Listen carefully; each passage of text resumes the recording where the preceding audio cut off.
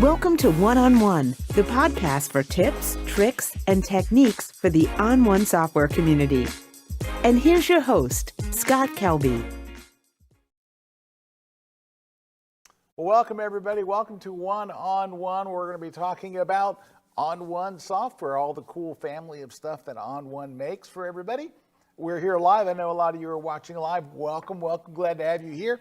In just a few minutes, we're going to have Scott Davenport join us. He is one of the leading experts on On1 software, and I was just talking to him a few moments ago, and I was telling him I learned a lot of what I know from him, so it's great to have him on the show here in a minute.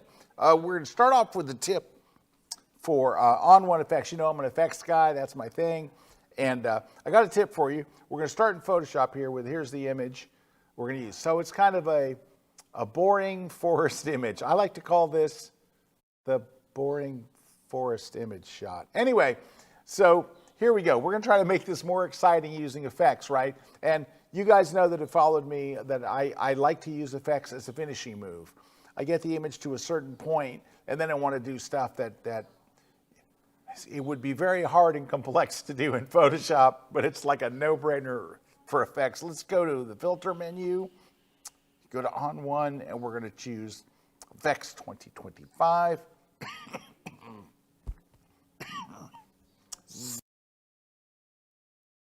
That just won't go away. All right, so I'm going to start off here. I'm in the effects tab. Now, you probably noticed that it says On1 Photo Raw. I'm using the version of Photo Raw that has all of like the different plugins built into it. So you're not going to see a screen that says effects, but when you open it up, I'm in the effects tab. Look over here on the right, and you can see that I'm in effects. So, all right, we're going to start off by adding a filter. I'm going to add one of my very favorite filters, the Sunflare filter.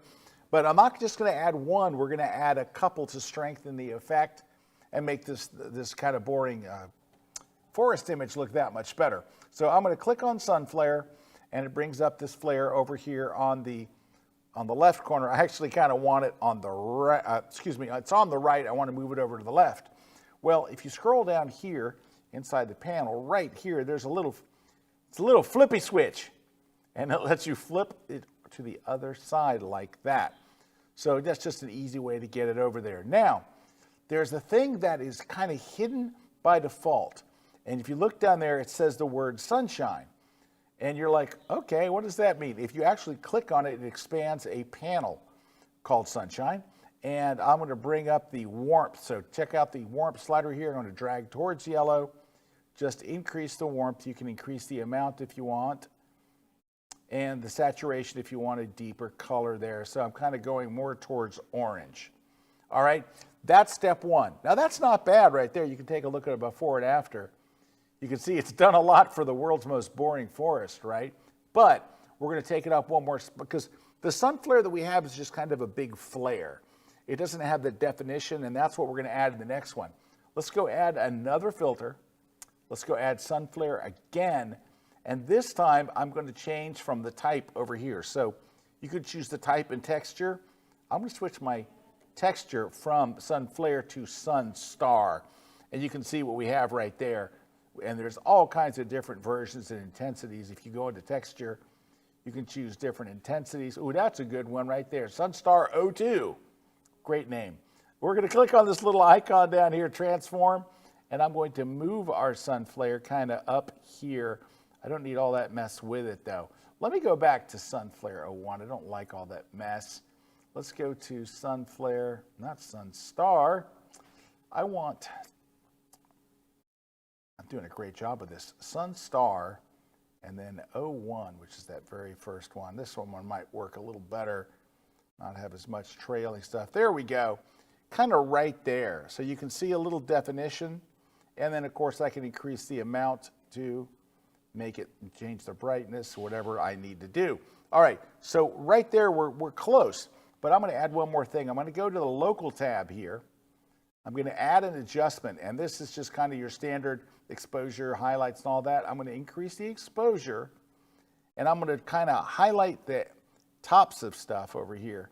Like there's some light coming through here. That's not my best work.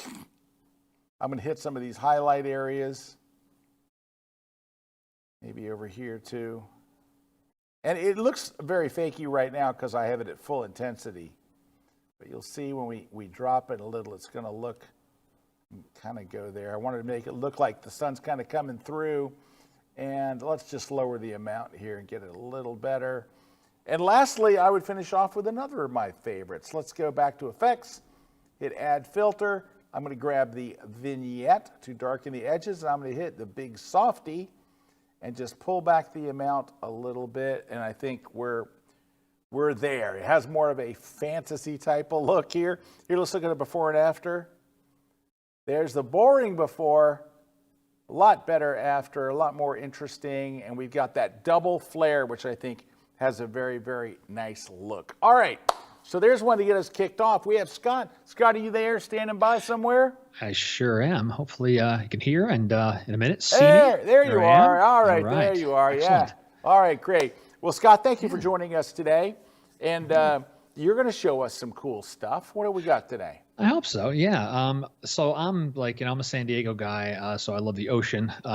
I don't have a photo handy of San Diego at the moment, which is surprising, but I've got one of Oregon, which is a fantastic coast. It's nearby. It's one state. It's just one little hop up the coast. So let's see. Hopefully we're getting my screen going here, and you're seeing this kind of classic seascape. Yeah, there we are. All right, cool, great. So I thought it really just give you a quick couple of general things I'm always doing when I'm in On One. I'm kind of like you, where I'll be spending most of my time in effects. That's really where I like to do my main work. But when I'm in Photo Raw, if I'm starting in Photo Raw, the very first thing I'm doing is in Brilliance. I'm just turning it on. This is the out of the camera shot. Brilliance. I've already done this once to speed up things here for the show, where it does its analysis and says, okay, great. I'm going to give you this. It's already better. And I'm always visiting contrast. I seem to always want to push that a little bit more than what Brilliance gives me. That's just personal taste. But a couple of the things in effects that I want to show off, like my go-to filters. Let me get effects going up in here. Number one is dynamic contrast. Ooh, yeah. Always. Now it's a little hot for me in the background, but that's why we have controls like opacity. So generally, when I'm doing a quick edit and I want to get a good look on things, it's add a filter. I'm usually taking the default because the defaults are pretty sane, and just pulling back the strength, saying, okay, I'm pretty happy with that. Next couple of things is color, and there's a lot of different color filters. They've grown over the years. I'm reaching for color adjustment these days, and I'm often starting with desert, even when I'm not in a desert, because it's hitting reds, oranges, yellows, and blues, which in a lot of our landscapes has it. And then again, just kind of dialing in the intensity and going, all right, I'm happy with that.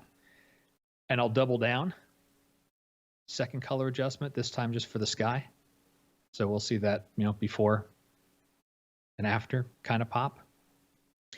Let me see. Other quick kind of tip that I'm doing a lot for a finishing touch, and this one's a little weird, but it works really well.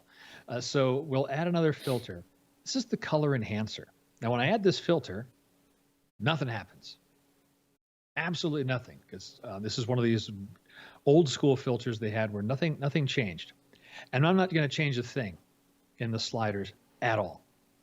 But what I will do is I'll click my little mask icon so I can bring up blending, and I'm going to change the blend mode to something like overlay, which is going to be way over the top, and then take it down to about somewhere between 10 and 20%. And that gives this little finishing pop before and after. And this one might even push a little more. It's so easy to do, and it doesn't require any, we used to have to do this in layers where you stack things and blend the photo with itself and all this kind of stuff. Color enhancer, no change. blending mode to overlay, and pull the opacity down to, like I said, between 10 and 20% to taste. Always a finishing touch for my stuff when I'm going through on one. I'd say that's about it for that one. What do we think? Let's see before and after. Just in case. That's where we started. That's where we finished, and that was like with narration.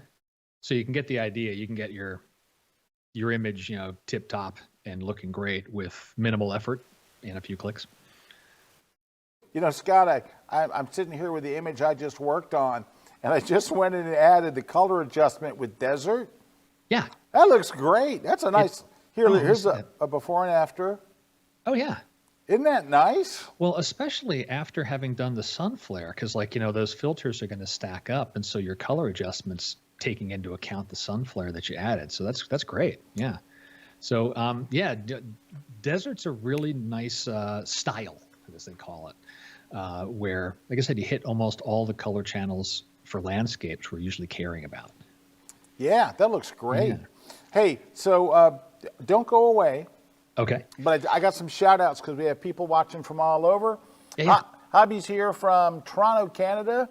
Tim is saying hi from sunny Arizona. Lisa's here from Atlanta.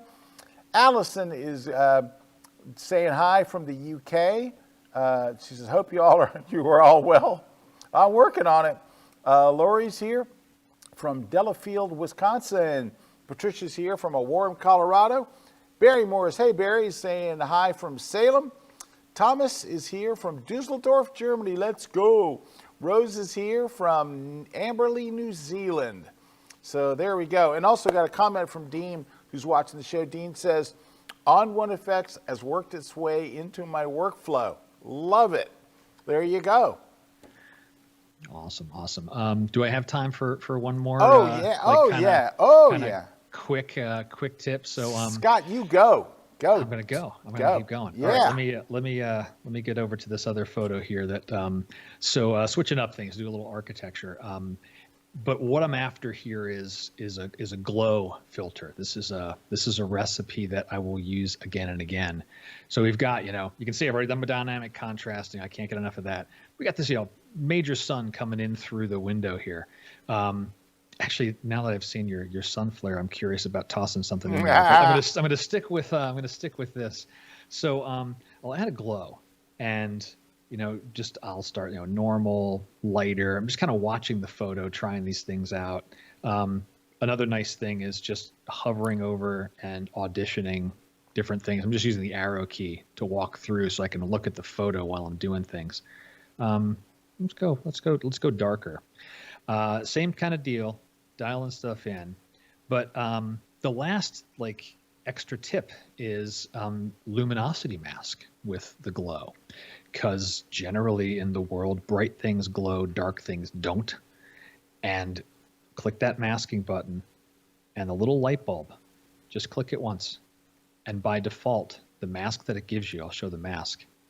This isn't a black and white photo. This is the mask, right? So everything that's, lighter gray and bright white, that's getting the glow, and everything else isn't. And, it's a whole lot more natural than what you saw me introduce before. So you got before and then after, this just nice accent of glow coming in through the window, touching all these, pillars and arches and everything. But with that one click, that luminosity mask, add that with a glow filter, glow luminosity button. It's a 2-click thing, and you get a really nice natural looking effect for your photos. It's not overdone. Now, Scott, if you'll forgive me, I'm looking at your screen from 30 feet away. So can you show me where this? I'm new to this luminosity mask. This is blowing my mind. All right. Show me where it's at. Let's do this again. Let's do the thing again here. So I'm going to start from scratch. Add the filter, glow. We know how to do that. Oh yeah. Pick a style. I think I ended up with darker. We dial in a strength. We know how to do that. So the little mask icon that's next to every filter. Yep. You click that once. And it pops up our properties, or if you have it mounted up in the panel, it might show above your effects tab. But you're looking for masking, and next to the mask icon, mask like swatch. Right now it's pure white. Second thing over, little light bulb, and I'll hover there for a minute. It's going to say create luminosity mask. Aha. Click it once, and that's it. I'm done. Right? Nice. Before and after. And I'll use this on landscapes. I'll use this on this example, architecture. You know, anywhere you've got directional light coming in, and you want to add a little bit of, you know, mystery to it. You know, some etherealness type things, but you want to do it in a natural way. Add a glow, add a luminosity mask. 2 clicks, and you're off to the races. See, Scott, this is why you're on the show. Right there, right there. I'm in the effects all the time, and I never knew about that one. I love that. I'm like 10 years deep into effects, so yeah, it's like I found all the little nooks and crannies out there, and there's a lot of good stuff that's buried in all the different tools. Yeah, that's great. I'm going to be using that from now on. I'm super digging that. That's fantastic. Sweet. All right, so Scott, besides the stuff that you do with On1, can we talk about your photography? Because you're not just a software guy. I'm not just a software guy. Yeah, definitely. You know, spend a lot of time behind the camera, researching locations, finding places and interesting things to do and go, and tend to be sharing a lot of that. You know, with whether it's through. Usually, it takes the form of a tutorial. I mean, I am like, you know, keen on education. I want everyone to enjoy photography as much as I do and improve at it. But yeah, I mean, I guess, you know, if you wanted to learn, like, you know, more about me and my photography, you know, it's certainly my website, scottdavenportphoto.com. A lot of market research went into that name, and you know, focus groups and whatnot. But yeah, you know, I'm posting articles and videos there, everything from being out in the field to techniques in the software to, you know, composition, you know, all sorts of things. All related, usually around landscape photography. That is definitely my first passion. Yeah. Yeah, I mean. What about Instagram? You know, are you on Instagram? You know, it seems like less and less these days. I do occasionally post, but really my primary cadence is to the website and YouTube. Well, I want to see some. Yeah. I want to see some photos. Oh man, let's see. Do I have? I'm like the worst photographer when it comes to actually having photos ready. You know what I mean? All right, let's look at this one. This one's new. That is not the least bit uncommon. Oh, look at that. Yeah, so this was just a couple of weeks ago. Well, not more than a couple of weeks ago. I guess maybe 5 weeks ago. Nevada, Valley of Fire. This was the best 5 minutes of like my December. It was really, you know, phenomenal. I'm telling you, Scott, I am not a fan of Valley of Fire. I'm sorry. That's the best Valley of Fire shot I've ever. Oh, wow. So if I knew that it looked like this, it would make me want to go to Valley of Fire. But I mean, I just did a workshop in Las Vegas, right? For a whole week. Myself and Aaron Kuna, we're in Vegas. We're trying not to do casinos, right? We want to do other stuff, and we're going out to the ghost town and all that. When we were looking at places to go, Valley of Fire comes up, and Eric and I are both like, nah, not Valley of Fire, because we haven't seen photos that look like that. That's beautiful. You had a great sky. That of course makes the photo, but for sure, it wasn't like that for long. And I was the same kind of thing. I was in Vegas for a different purpose, and I made a side trip to get out there for one day, and I got blessed with this. Yeah. But yeah, I mean, this one, you know, kind of like, you know, connecting it back to, you know, to what else I'll do, like through, you know, through the website or through YouTube and so forth. But actually, I think we even did this in the On1 conference last year, like preparing before you go. It's like needing to know where this little arch is. You know, that's half the battle. Yeah. It's not one of those things you just walk up and find. It's, you know, you need to know where it is, and once you know where it is, it's not a long walk. Yeah, but it's beautifully toned. Like your finishing moves or whatever you did to that thing, it's not too much. It's very subtle and nice, beautiful. And you know, yes, On1 touched this photo for sure. Particularly, you know, if I'm trying to think back now, certainly desert, because it was in a desert. Dynamic contrast for the rock faces for sure. Yeah, on1 tools are touching a lot of my photos for their finishing touches. I don't think I did the glow thing on this one though. All right. Hey, a couple of questions coming in. Yeah. One of them, Treasure Maze wants to know, is On1, this is good, is On1 a good choice for real estate photography? I don't see why not. Real estate photography, like any genre, it's going to need good photos, and you want to be able to get through a lot of them quickly. Yeah. So for sure, you probably don't need as many effects and things that we're talking That's about. What I was thinking. I wouldn't make the house glow. That's exactly what I was thinking. But like stuff like dynamic contrast is really good. Just being able to control color, just in general, is really good. Yeah, definitely. Yep. Yeah, you won't be doing the wild stuff like we're showing today, like where you won't be necessarily adding like sun glows and stuff like that. But yeah, I mean, it's really, really great for landscape. I think it's great for travel, which I do a lot of travel. It's not as great for editorial. So if I was shooting for a magazine or a newspaper, I'm not going to use it as much. But I think you'll find a lot of use for it. It wouldn't be what would like its main strength, but would you wind up using stuff in there? Absolutely. Sure. There's another question that they want to know. I guess when you go to your drop-down menu, for some reason, they can't see what you're clicking on. So their question was that once you went, you hit the masking drop-down, what do you click? Okay, so the masking, so that mask icon, when you click it, it's either going to pop open a window, right, that has 3 tabs on it. It's like blending, masking, and I'm forgetting the third off the top of my head. And you're choosing the second tab, the one that says masking, and that's where you'll find that luminosity mask button. And for the color enhancer trick that I did, it's the same type of thing. You click that mask icon, it will pop up with that box. For that one, you're choosing the blending tab. And from there, you can choose a blend mode. I chose overlay. And then you're back to the panel to adjust the opacity. That helps. Great. Thanks very much. All right. You only have 3 minutes left. I wish I could hang longer, but I have to jump. No. So 2 questions real quick. When you were in Vegas, you were one of the players in the World Series of Poker. Is that what you were there for? I generally don't like to talk about it, but yeah, I was definitely there losing copiously. And then the other thing was, what was that cathedral that you took a shot of? Where was that? That, I believe, I know it's in Lisbon, in Portugal.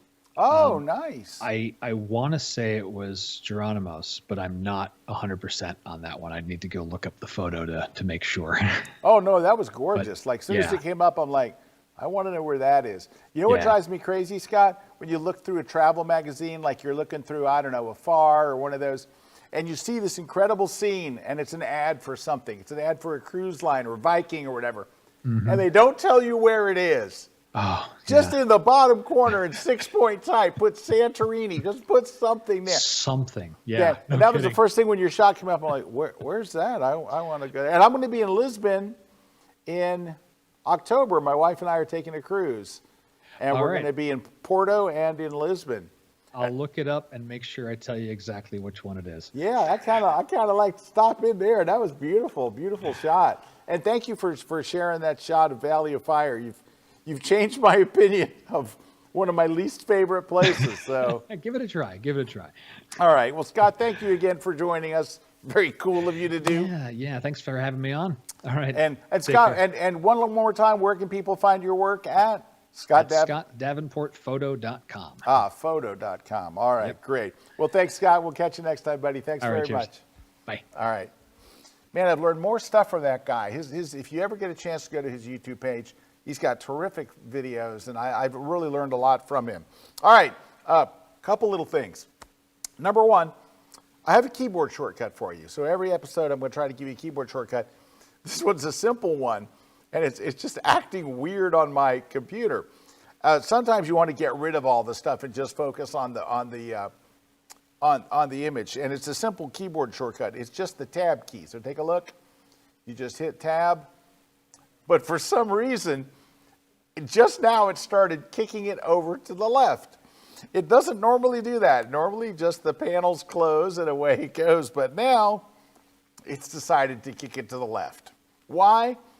Well, I have no idea, but it doesn't matter. The keyboard shortcut is the tab key hides your side panels. All right, one last thing before we go, because we're going to have to wrap things up. I want to show you, we always feature a photographer. Let me go grab this guy right here. Take a look on screen. Now, you may be familiar with his work. I've been following him for a while.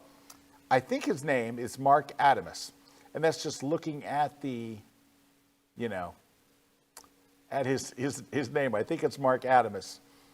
This guy's stuff is so otherworldly that he has to say that nothing's generated in the photographs, because he's got all of the elements that make his work so interesting. One of them is, it's not the standard places. It's not Yosemite. It's not, Big Sur. It's not all the places that we see again and again, Arches National Park. I don't know where he's going. Canada,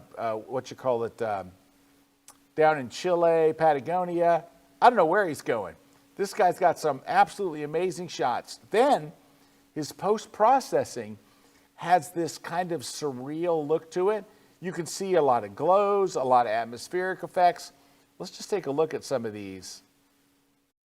Yeah, this one's, I can see right here, he says he spent a year deep in the fjords of Patagonia, which is in Chile. Well, I guess it's half in Chile and half in Argentina. This stuff is crazy. Look at this. This one is in northern Pakistan. But this is what I'm saying. This guy is going to incredible lengths. Right? Look at this.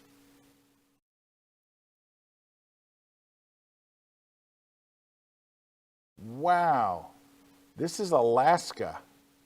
I'd have lost some money on that bet. But this is definitely somebody you should be following on Instagram. It's MarcAdamus. Look at this stuff. Wow. I don't know where he's shooting this from. If he's up on another, it looks like he's doing some hiking, which means I'll never, ever get this shot. Sorry. Got to tell you the truth. New Zealand. Oh. Now this one looks like Iceland. Nope, more New Zealand.